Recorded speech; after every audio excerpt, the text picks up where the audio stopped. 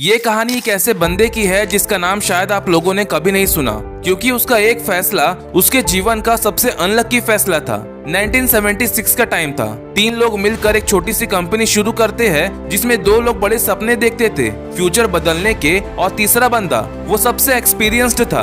Rules, paper work, planning सब उसके हाथ में था। उसने कंपनी का स्ट्रक्चर बनाया, एग्रीमेंट्स लिखे और पहली पहचान यानी लोगो तक डिजाइन किया। कंपनी छोटी थी, पैसे कम थे और फेलियर का रिस्क हर दिन सामने खड़ा था। इसीलिए जो तीसरा बंदा था वो हर दिन टेंशन में और परेशान रहता था, क्योंकि उसकी एज भी ज्यादा थी और जिम्मेदारियां भी। उसके मन में एक ही डर बार बार आता था, अगर ये कंपनी डूब गई तो कर्ज कौन चुकाएगा। इसलिए सिर्फ कुछ दिनों के अंदर उसने एक डिसीजन ले लिया। उसने सोचा डूबने से अच्छा सेफ रहना बेटर है, और अपनी 10% हिस्सेदारी जो उसे कंपनी ज्वाइन करने के बदले मिली थी उसे मात्र $800 में बेच दिया और कंपनी छोड़ दी। उस वक्त उसे लगा कि बच गया मैं, लेकिन कुछ सालों बाद उसी कंपनी ने दुनिया बदल दी। वो कंपनी दुनिया की सबसे बड़ी कंपनीज में शुमार हो गई। और अगर वो तीसरा बंदा थोड़ा सा पेशेंस रखता और अपने डर को थोड़ा सा कंट्रोल कर लेता तो आज उसके 10% हिस्सेदारी की कीमत करीब $350 मिलियन होती, जिसको उसने मात्र $800 में बेच दिया था।